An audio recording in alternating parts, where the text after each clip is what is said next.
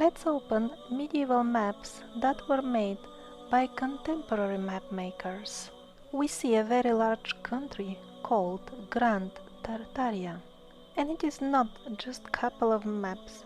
Practically all the respected cartographers of that time depict this large country.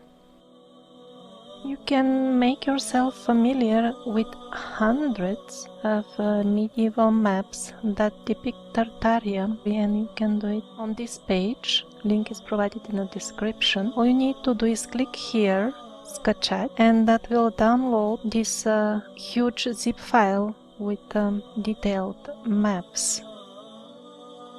And although this vast country is all over the maps and all over the historic writings and documents of that time, it is not even mentioned in the mainstream history. Its name even doesn't exist in its timeline.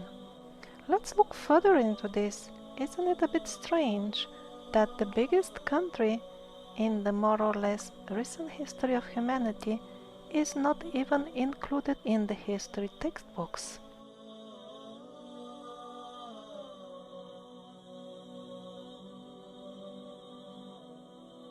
Couple of thousand years ago, those who survived the cataclysms of Atlantis and Hyperborea, and not only the cataclysms but the subsequent heavy wars, decided to scatter around the world and mix with the relatively primitive tribes that were inhabiting it at that time and educate them. Initially, this educational mission encompassed regions like the Mediterranean, Egypt, and all these cultures that now we call Scythian, Sarmatian, Dacian, and Thracian.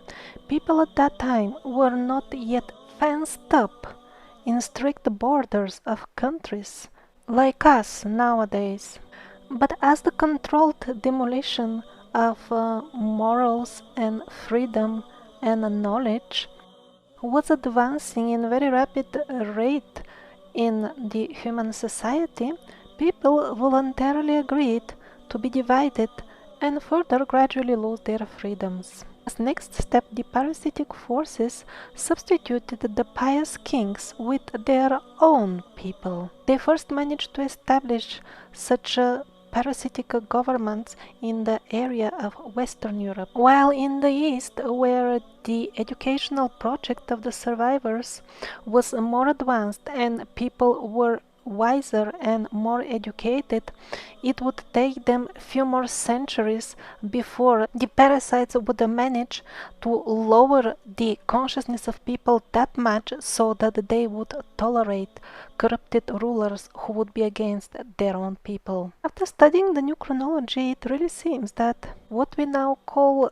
the Eastern Roman Empire and Russia were one and the same country. More details were given in the earlier episode on religion. That is why Arabic inscriptions glorifying Allah were all over the weaponry and helmets of the Russian kings, while at the same time the Ottoman rulers were minting coins depicting themselves with the Christian crosses and other symbols that we consider nowadays Christian. Actually, those were times when the two religions were still closer to their source and were not separated as nowadays, and so was the empire of the survivors. It was still one. Actually, in the 15th and 16th century, the last descendants of the righteous Hyperborean rulers decided to use military approach and took over Europe with force. After defeating the strongest countries in Europe, the rest more or less surrendered peacefully. You can find more information of this conquest of Europe and actually a few other continents on this page. It also contains abundant quotes from many authentic historic sources. I will make only 2 episodes on this topic, and they will not even touch all the main points or to speak of any details. In the episode about religion, we reviewed many Arabic or maybe Muslim to us looking artifacts all over Europe that don't fit the mainstream history of this region. One of those artifacts was the so-called Muslim crescent sign on the main cathedral in Vienna. Officially, Vienna was never conquered by Muslims, and officially the crescent is only Muslim sign, so it makes no sense. The stories that we are being told in school about this really don't fit the artifacts. These stories continue telling us how the Ottomans, supposedly the Turks, were holding Vienna under siege, attacking it. But if we look at the actual painting depicting this is the settlement, the tents of those who were holding the siege on the right side, there is a flag with Christian cross on it. So the Ottomans had flags with the Christian crosses along with the crescent flag next to it. On the left side is another old painting depicting this very same siege of Vienna. On the top we see the flag of the city. You can see those are proper buildings inside the city walls, and they have the crescent sign. And below that are the supposedly Ottomans coming out of their tents and attacking the city, and their flag has a Christian cross. Was there some military action? Was there a battle? Yes, there was.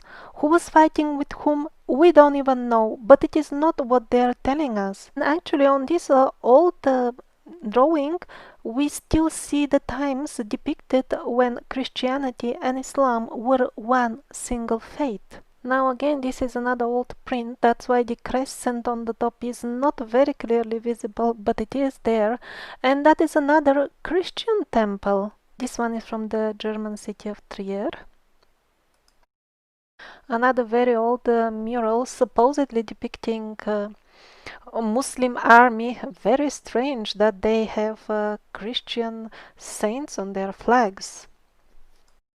These are a couple of old stamps and emblems from the time when the Empire of the Survivors was still one, and in the small circles are listed the various nations that are under this supreme emperor, that is the king of all kings. And these are the locations taken from the previous small circles and put on a map. Now this last conquest of the Empire of the Survivors, which by the way I see as a sign of a degradation and not as something good, because I accept no excuse for war. I think the right way is education, but anyway, I'm just registering the events as they happened. That's my task in this video, and not judging them. So this conquest wave spread, it reached even America. Nowadays in the popular media, Christopher Columbus is depicted as some sort of personal name, as some sort of person. They even give some details, but in reality even the mainstream historians, if one reads specialized books, even they admit that Christopher Columbus basically is kind of like translated Christian colonizer. Cristobal Colon or Christopher Colon. Nobody knows where did he come from, where did he die in descendants or anything.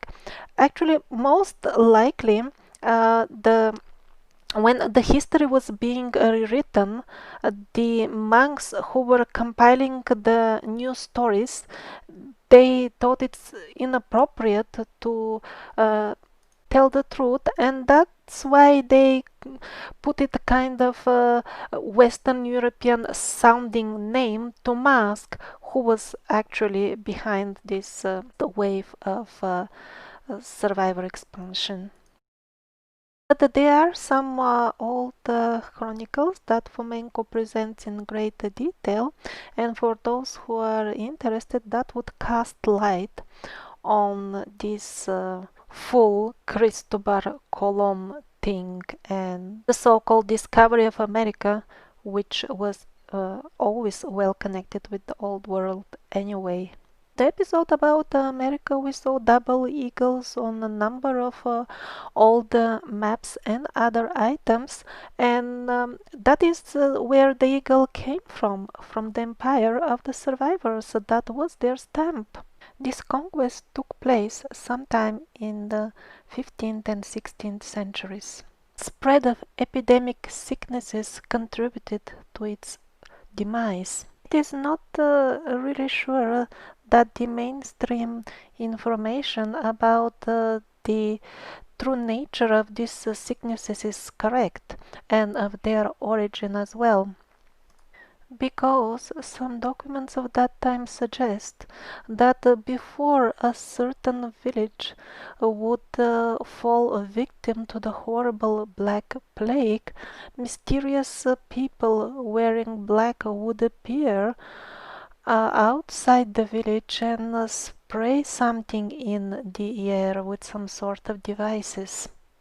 But cunning political maneuvering and misleading the general population were the main weapons of the parasitic forces, and at the end they achieved full success exactly as they planned it. They split the survivors into Tartaria and Atamania and made them fight each other. It's very easy to organize war.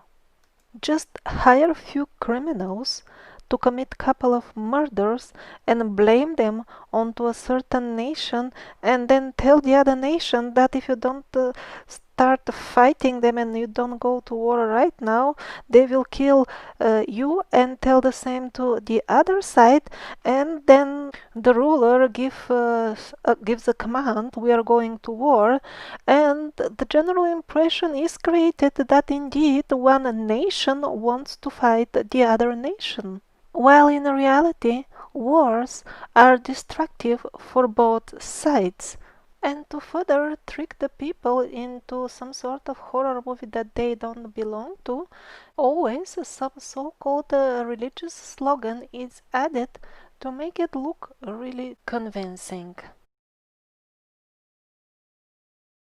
Indeed, cleanliness is next to godliness, and that is why in Romaic times, in the ancient culture of the survivors, the bathing culture was on a very high level.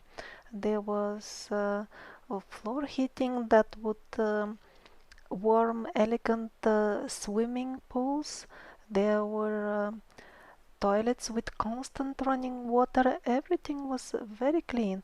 But when the parasitic forces took over Europe in the Middle Ages, they had to put an end to everything godly. And that's why Europe was reduced to really unbelievably deplorable state of hygiene or lack of such during the Middle Ages. This is how they would dispose of the toilet remains, so to say, of any sort and type. Just throw it out of the window. Well, there were more luxurious options as well, like this one, belonging to rich people, but the lucky one was only the one on the top, and not the unsuspecting bypassers below it, because everything comes out fresh on the street. And so the stilts were invented. And some other specific type of shoes that became fashionable or required at that time, required if you need to pass on a certain street with lots of things fallen on it. Even sophisticated places like palaces, for example Versailles, they didn't have proper toilets with the running water. You could do things in the corner or in the staircase or call the servant with a bucket. It all depends on the situation, but basically it happens everywhere. Those who are interested can find genuine descriptions in the books of that time. There were other options. For example, if you were in an assembly and were really busy with something, you could call a servant with a few curtains, and you could do anything without much endeavor or movement around. All this was introduced to lower the consciousness of the human race. And people didn't just sit and watch how all this was happening. They did not like it. They fought back, especially in places like Spain and Britain. They thought it's not good to give up the morals and values and everything that they have inherited from their forefathers and substitute it with the authority of some insurgents, because that's what happened during the Reformation period.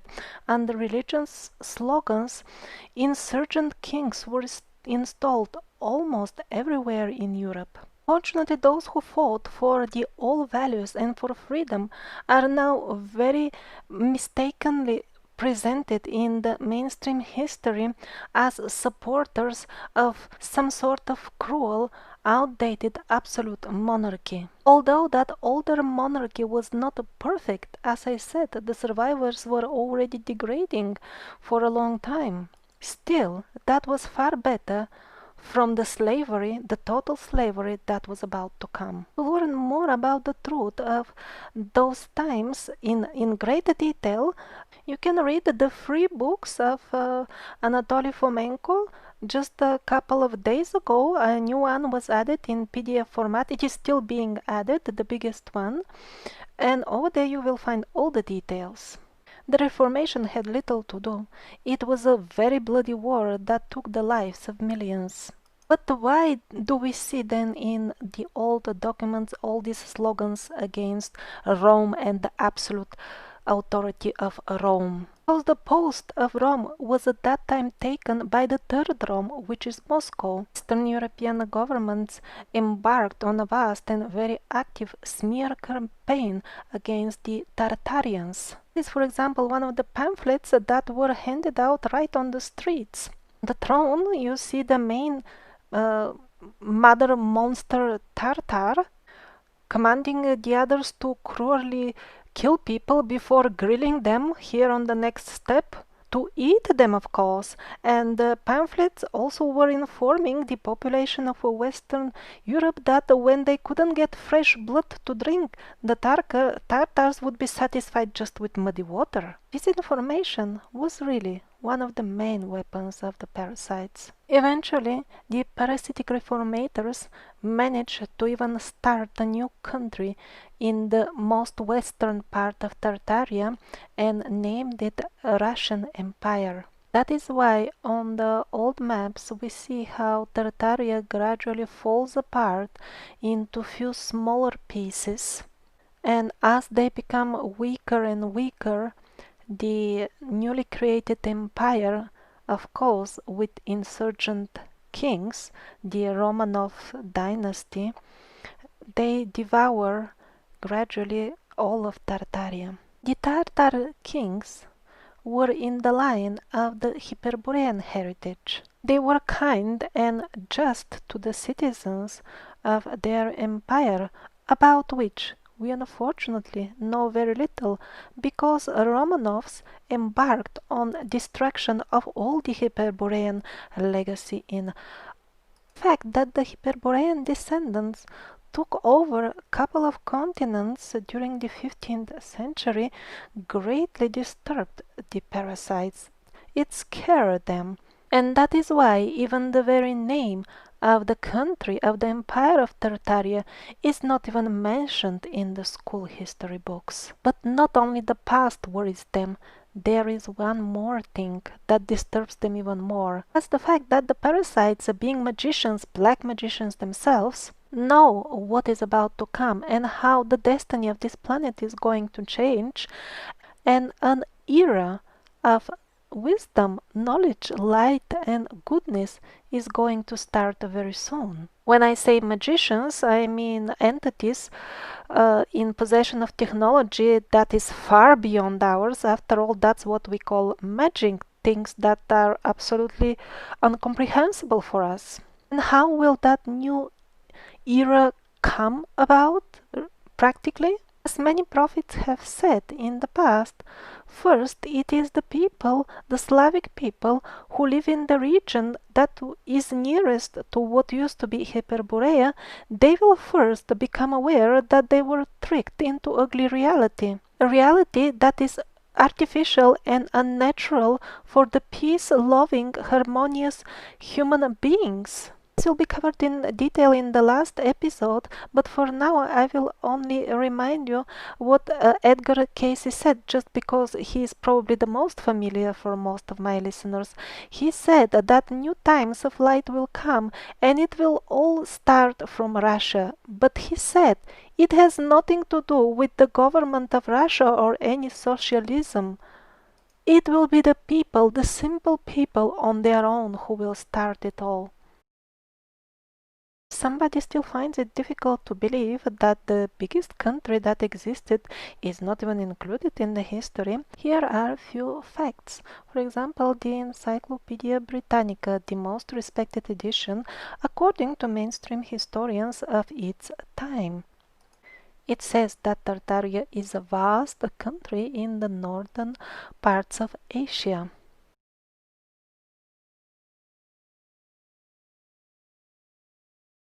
After that, the encyclopedia mentions the various types of Tartars, and these are basically all the nations of Europe and Asia that were influenced by the survivors' culture. Tibetan and Chinese Tartars are mentioned as well. They simply held the memory of the survival culture for somewhat a longer time, and that is why they are more spiritual than the people in the West. Another very respected contemporary edition also mentions Tartaria and gives very similar description, this time in Spanish.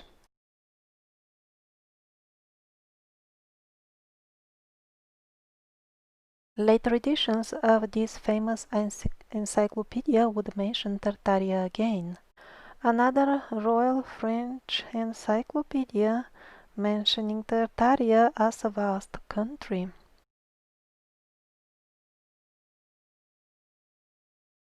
Yet another famous edition describing Tartaria as a vast country is the Dictionary of Art and Sciences, printed in London.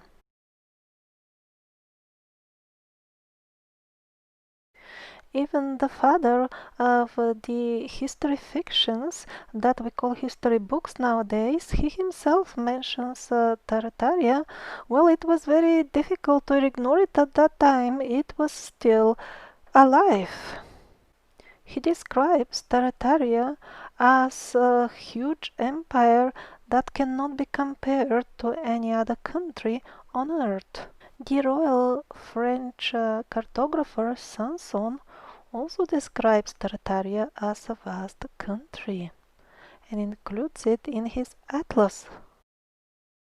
Ortelius, the most famous medieval cartographer, of course, depicts Tartaria as well on his maps as a separate country.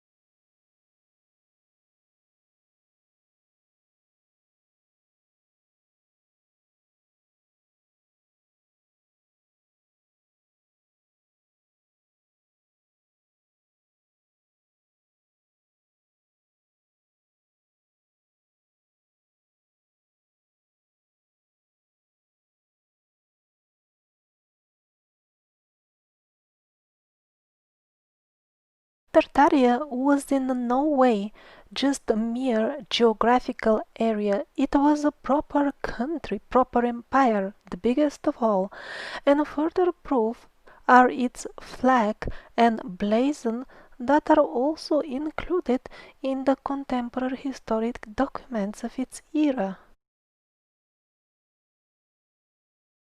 The French edition of Geographia Universale shows its blazon. And this is a contemporary illustration to the book of Marco Polo, who visited the court of the Tartar kings. Countries also, they have their navy's flags, and when we browse the historic navy flags, we will find that some of them feature one or more flags of Tartaria, which is normal because on the maps we saw that gradually it split into few separate countries before disappearing. This is a Dutch collection of navy flags dating from the beginning of the 18th century. Again, we have two separate flags for Tartaria, an imperial one with a griffin and another one with an owl.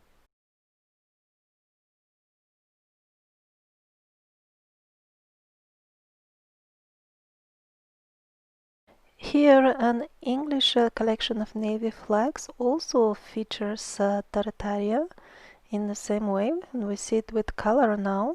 And endless other editions, it's just many of them. This is an edition of navy flags from US.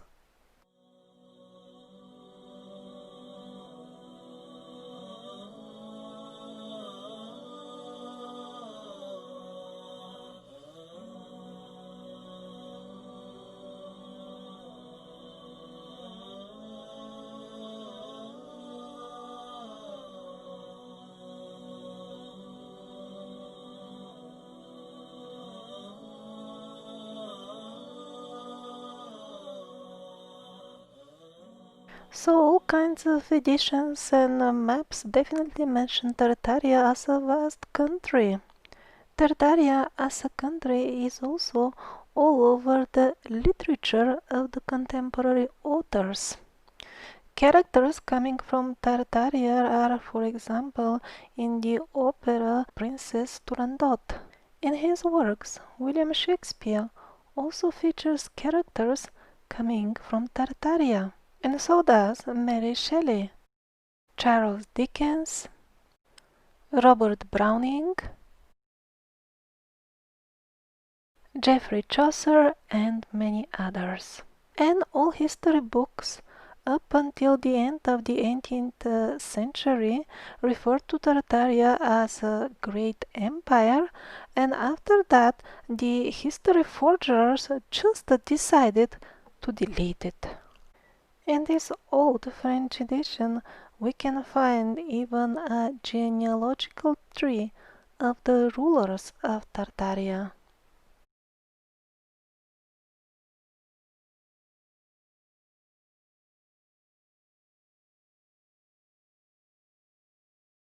The rulers of the smaller Tartarias made two more attempts to establish the old ways of the survivors using military power. Since mainstream history doesn't even register the existence of those Tartarias, we are being told that those were merely peasant riots. We don't have even a single original document where either Stepan Razin or Emilian Pugachev, the leaders, would tell with their own words what were they fighting for. Of course, and not only about this, if the full history of this Hyperborean region was meticulously cleaned by foreigners and everything was just destroyed or edited or nobody knows where is it. But we have abundance of original documents by the insurgent kings placed by Western Europe at that time to rule the new reformed Russia, with whom Razin and Pugachev were fighting. And even from their version of the story, you will learn really a lot. Every fact that I will present about these so-called riots is taken from the records of the winners, those who killed them. Okay, so what was this all war about? Emilian Pugachev wanted to establish the true king of Russia. But then, according to the insurgent royalties story, there could be no other king of Russia than themselves, ever. So how come Pugachev is taking an army against the king that he is supposedly fighting for? The explanation is that he is fighting against some corrupted people from the court, and he wants to protect the actual king from them. But yet in the books describing the actual military action, when there is mention about the actual situation of the country, what we see is that as Pugachev's army advances and moves through various cities of the region, the people come with joy and celebration. The clergy, the local governors, and everybody comes from far away to greet him, and he issues governmental papers signing them, issuing decrees, and the local governors honoring them as coming from the real king. We don't even know the real name of the last descendant of the Hyperborean kings. This Emilian Pugachev is actually a nickname and not a very respectful one given to him by these insurgents. Eventually won the war and captured him, but it was extremely difficult. Even the queen was considering going to the battlefield because they were losing, and indeed an army came from Western Europe, and that is why Tartaria lost and the newly formed Russia continued existing. Indeed, this was a war that involved a number of countries in Asia and Europe. It wasn't some peasants gang as they are trying to convince us. Not even clear if army from Western Europe came because the one of the newly formed Russia was not enough in numbers, in strength to defeat Pugachev, or simply because it consisted of Russian soldiers and they refused to fight their own real king, Emilian Pugachev.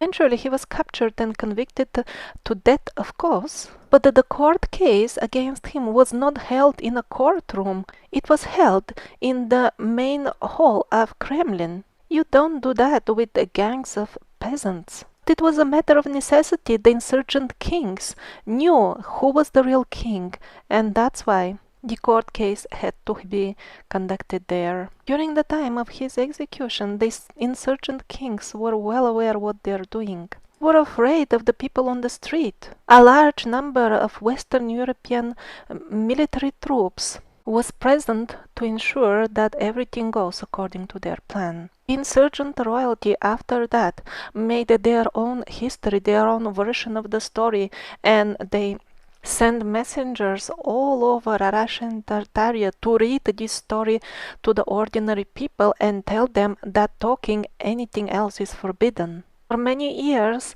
every person who could have had any access to any original documents connected with Emilian Pugachev was hunted down and tortured to death until they get even the last hold of every original document from him. By special royal decree, commissions were formed responsible for going to the area from where Pugachev came from, and they had to rename each and every single thing in that area, including rivers, villages, anything you can think of, so that every last memory of the Hyperborean dynasty is erased forever. Vague remarks in some old texts suggest that Emilian Pugachev could have had a young son that was taken to safety to probably China or even Japan, where the last isolated pockets of survivor culture was still thriving. And now is the time to remember that episode on Japan about Tokugawa Ieyasu shogun and the last wave of survivors that founded the samurai Japan period. Some of the surviving army of the Tartars founded the samurai dynasty, while others founded the Manchu dynasty in China. Do you remember the wonderful royal palace in China with European looks? It's not actually European, it is survivor style. And a lot of this style was there in Tartaria, but it was just leveled to the ground and continues to be leveled nowadays with bulldozers we saw in previous episode. Well, that palace was plundered by the French colonial military forces. This is what they left behind. The very same party started hunting down the last pockets of people who were keeping the old survivor culture, hunting them down like animals. That's why the same imperial forces landed on the banks of Japan and demanding to end the isolation of Japan. Those same forces went to Egypt as well. murdered the Mamelukes, the last keepers of the Egyptian secrets, and started plundering and destroying whatever they can over there. Those same military forces arrived in Burma and in Khmer in Cambodia and did the very same cleanup. Whatever survivor culture you can find, just shoot it, loot it, destroy it. There were other strongholds in Ethiopia, in Patagonia, and in Alaska, but of course it was just a question of time and they would get cleaned up eventually as well. Now this is a map from the time when Tartaria still existed.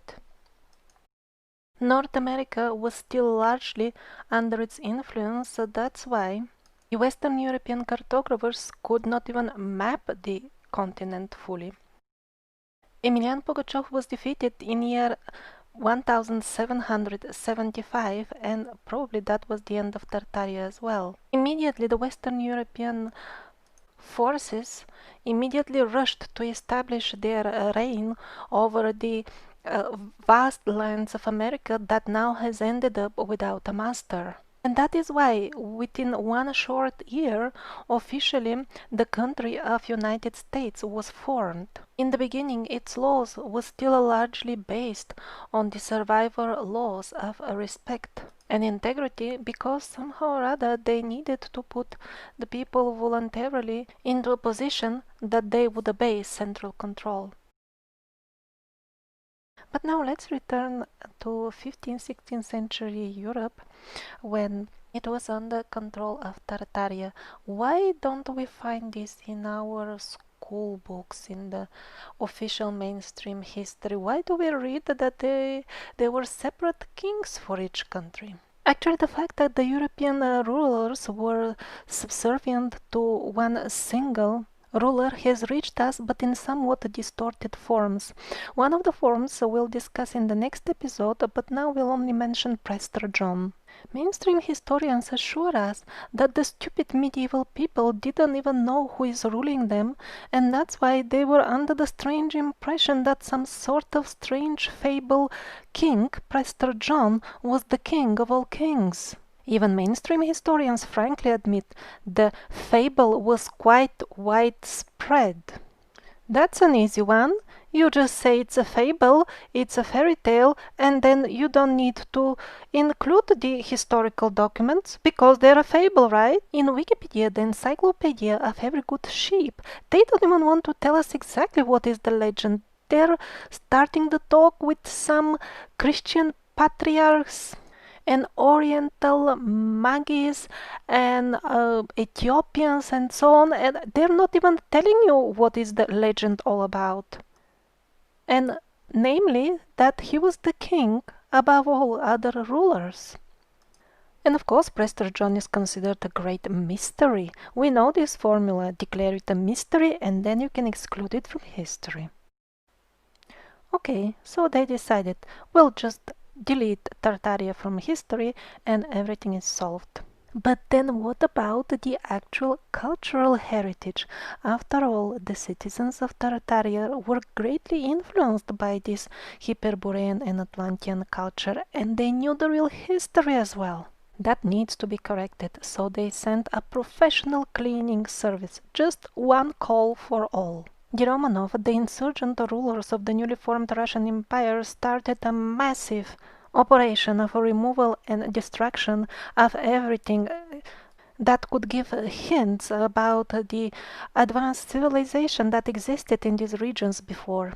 Special commissions and expeditions were organized and sent out to dig any possible old burials and take out all the artifacts, including the human remains as well. Only now and then some occasional artifact by mistake will reach us, like for example giant armors that would fit a man that are 2.5 meters high, or maybe this human tooth. It's just normal human tooth, just it is more than twice the size of something like that. I'm not sure how many times it's bigger than a normal one, but it is a tooth of a giant, and it is in the museum of Pozhvinskom. But of course, serious scientists, they will never do DNA or any other test on such teeth. Serious scientists, they spend their time doing more meaningful things, like for example, copy, paste, and improve diagrams like this of our real family. The Romanovs ordered absolute demolition of some of the main temples of Tartaria, and the work was going on at night because they were afraid that people will just attack the demolishers if they do it daytime. Whatever temples remained, they ordered their murals to be stripped down from the walls. Because a lot of history, of course, is being written down on the murals. This is how the walls of these stripped temples look till nowadays. They were not just painted over, it was ordered that they're chiseled out of the walls. So important was for them to make this information unavailable. Mainstream historians assure us that all this operation was because the Romanovs wanted to make new, fresher and more beautiful murals. How can I believe this if they haven't started even painting and some of those that destroyed were freshly painted? They not only ordered the destruction and burning of every old book they could find, yes, it was a very thorough cleanup, but they also went after the musical instruments of people. They had to submit the organs and other very nice instruments, and now in Russian history we read that they were never there. Because, as everybody knows, in that region people came out of monkeys just so recently. But clouding the people's consciousness, robbing them of their wisdom was the main point. And there is trick for everything. Alcohol, drinking. It was made compulsory. It was really introduced by force in the Russian society. They made it compulsory for soldiers. They also organized some sort of special church services in which drinking was compulsory, and also under religious slogans, because you have to be a good Christian, you had to submit papers that you have been regularly attending those services. This is just crazy, and so taught the peoples. They were a riot against this compulsory alcohol introduction. At times, people just organized themselves and went to destroy the factories and decide to tell we want an end to all this. This is destroying our society. But of course, those riots were subdued by military force, and more free alcohol was distributed as a gift to the society. And then comes the next step, how to convince perfectly normal people that they're monkeys. Well, and so comes the Russian academia, supposedly representing historical science or historical records. Please, here for your attention, I present a full list of the Russian historians and scientists of those times. Please, just have a look at their names, that's more than enough. These were mostly Germans who were hired there on a mission. They didn't hide it. The main compiler of Russian history was a certain German person who spent in Russia over, 20, 30 years. He never cared to learn Russian. He said, I'm not here for that. I'm here to tell them what to do. Another Russian historian from Germany, he even learned Russian. He went to Siberia. He found hundreds of old books. If that really existed, it must have been a fantastic heritage for the full humanity. Very ancient books, and so many of them revealing the full history of the planet. Well, according to his own words, he compiled the Russian history based on them. After he left with the compiled history, nobody ever saw or heard anything about those books anymore.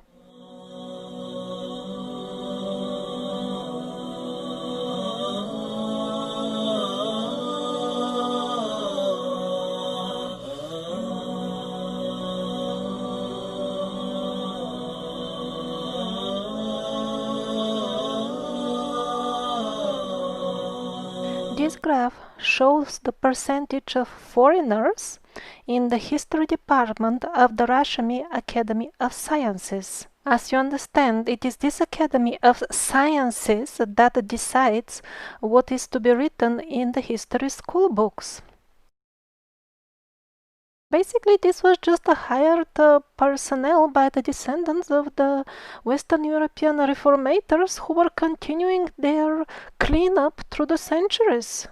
And not only history, every bit of information about science or technology or anything left from Hyperborean times needed to be removed.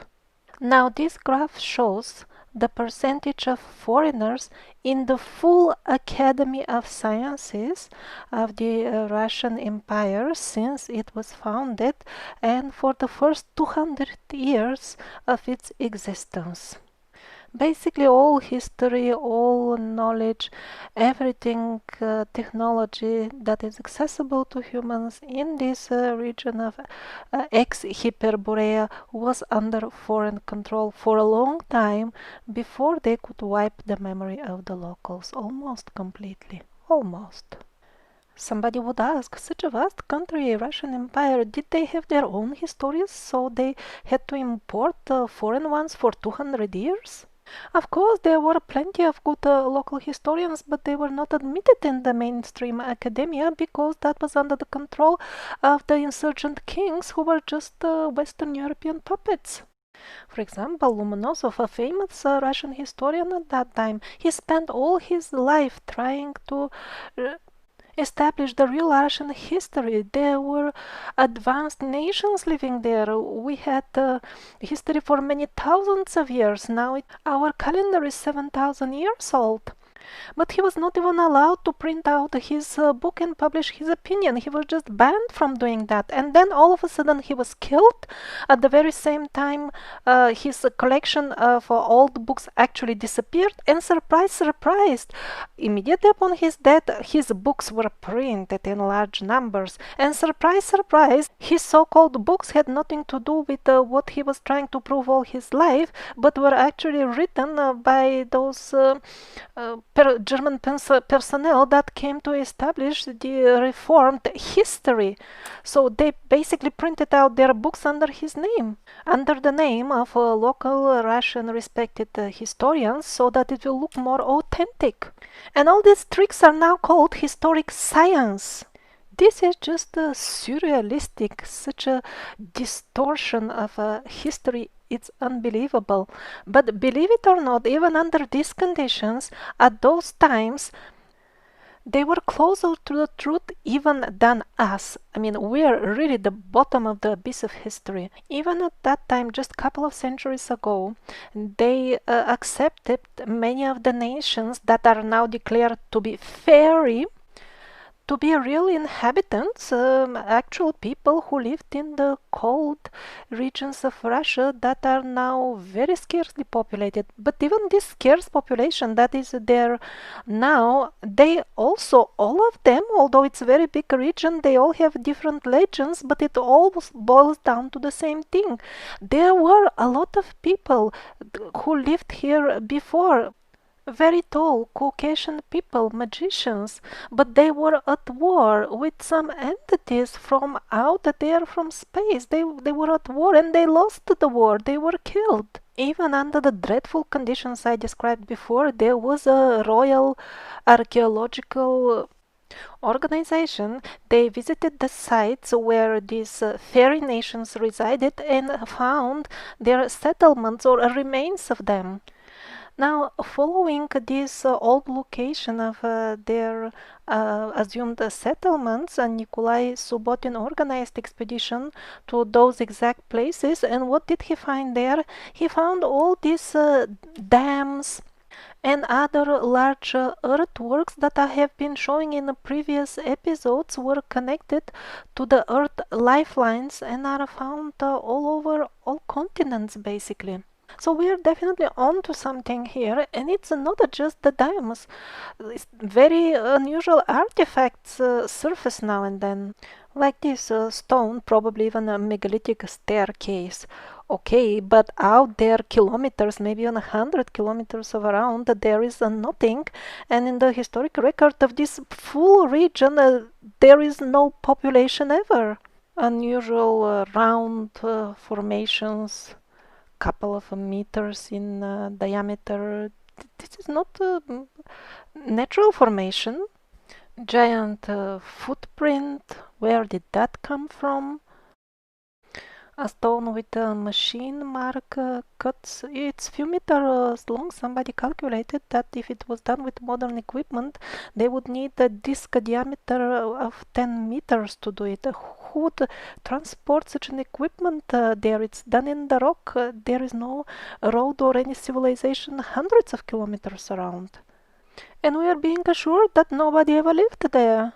Till date, archaeologists find sometimes the wrong thing, like the so-called Alexeyevsky Kamni. They are trying to push them to some Paleolithic times, but doesn't matter wherever they push them, it still doesn't work because the question remains, how were they made? Because they consist of very unusual composite materials and elements that are inaccessible or impossible to extract, and the technology that would allow production of anything like this is available just since few decades or something like that. How did the monkeys could find rare materials that are barely available on planet Earth and make special things like this? Thing, whatever it is, we don't even still have names for this. When you rub it, sparks come out of it, strong ones along with the ultraviolet light. Can we make this anything that emits ultraviolet when you rub it? I doubt. And it's not just one.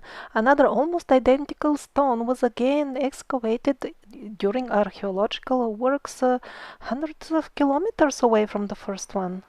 Of course, all this is classified as deep historical mystery.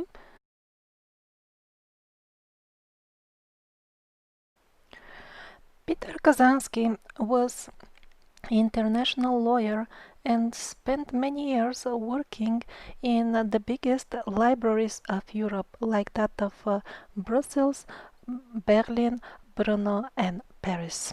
He wrote, "We live in an amazing historic moment when languages and nations are artificially divided and even new ones are being fabricated." You can find out more how artificial language reforms contributed to wiping out the memory of the common people in Europe in the works of Anatoly Fomenko. But still, I would like to point out two things that seem extremely suspicious to me in terms of the official history of languages. First of all, the transit from hieroglyphic to alphabetic writing. Did it really happen naturally? I really doubt so. First of all, the pictographic writing or the hieroglyphs is much easier. The proof is that nowadays we are gradually turning to pictograms. You see the computer desktop items?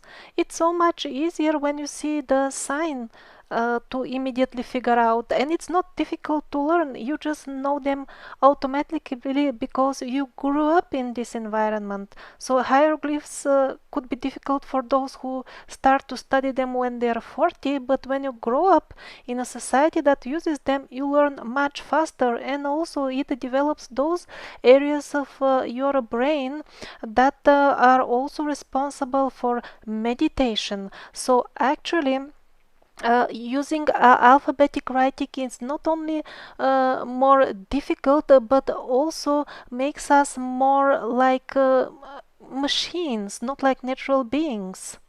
There were no pictograms and only text on your computer, just the full text only page. It would take you so much more time to read everything until you find where is this button, because it all looks like letters, while with pictogram it's so much faster and easier. And if you are not yet fully convinced, here is one more point. Well, people who think pictograms are more difficult, like in Chinese and Japanese language, they say, my God, you have to learn a few thousand signs before you even learn the language, and here you just learn 30 alphabetic easy signs and you're done. Are you done really? Let's say, take the phrase magnetic field. Two words, simple, just couple of letters, and you can read it, and God knows how many hieroglyphs you need to write for that in Chinese, right? But wait a minute, you forget that you had to go 10, 20 years to school to understand what is a magnetic field. It doesn't come automatically inbuilt just in the letters of the phrase. You have to do the learning anyway. It is just structured differently. Since pictogrammic writing or hieroglyphs are much easier, why would we go to alphabetic writing? Why would we get into something more difficult? Most likely it happened artificially. All this myth of Babylon, it either happened a few times in our history, always using the same trick again, because when they destroy our language knowledge, then we cannot read the old scriptures and get access to the magical knowledge, even if somehow we find those books. I really think the language reform were part of this big program of thorough wipeout of the culture and the magical knowledge we had. And the other thing that looks very fishy to me is how languages evolved naturally in Europe.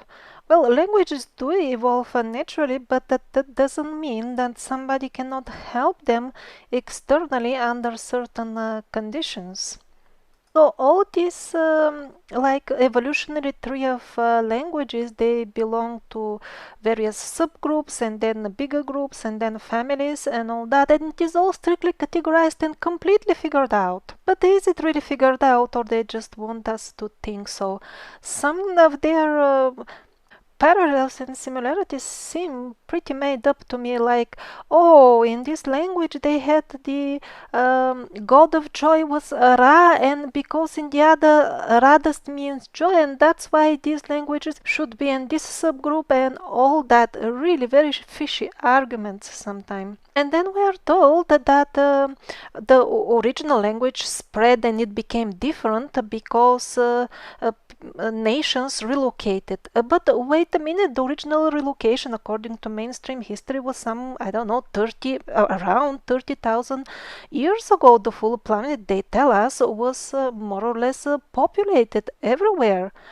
So what the languages, again according to them, the language as we speak them nowadays, they appeared at much later stage. So what was there a second absolute grand relocation just for the languages? No, there wasn't. There were occasional movements for sure, but not exactly that when it came time to divide the languages, everybody just relocated, and that's why every language belongs only to a certain group. Okay, I mean, another group of people could have come, but there were local people there as well, right? So what, their language just disappears and evaporates like that, so that the new one can come and everything can fit this history?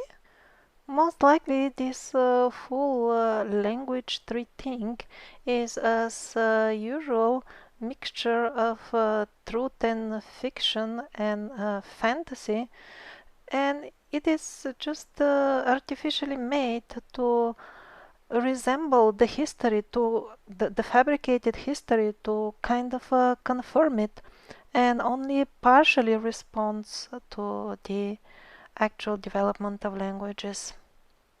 In the previous episodes, on many occasions, we saw examples of extreme reluctance to study any ancient writing that doesn't fit this tree that we see in the history textbooks. The fabrication of a history is an ongoing mission. For example, when the parasites figured out that since a couple of years people are starting to talk about Tartaria, they made a smart move. They issued a very expensive and very luxury book, Tartaria. And very generously, many libraries in Russia and all kinds of educational institutions received the general gifts of editions for free of this book. So I will tell you in short the content of this book. There is a tribe, wild tribe. They kill a horse, they hang it on a tree, worship it for some time, and then eat it. And that's all. When they get free time from horse worship, they engage in stealing.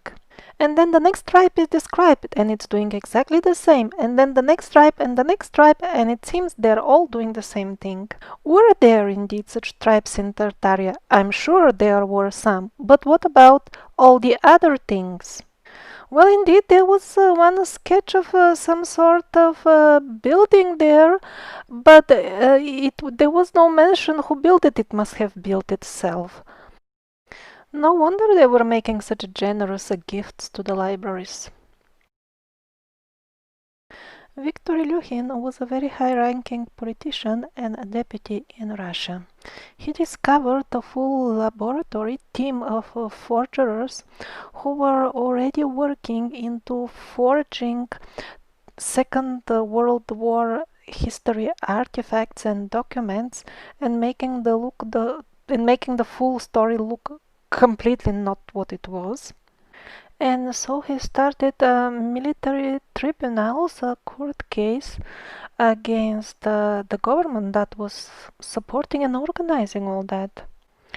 When it all started, he all of a sudden died in perfect health in his own home for a known reason, and the tribunal was closed. Why do I mention this? Because honest people of integrity are there in every government.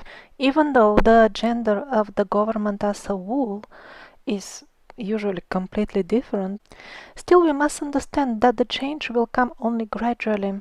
And as our consciousness and our memory of our history, who we are, clears up gradually, more and more people of integrity will be there in the governments. Most people in most countries have simply given up on politicians. They don't vote, they are not politically active because they have lost hope that there are any honest politicians at all. But the truth is that there are honest politicians, but they're still very few because we are not educated enough to recognize and support them.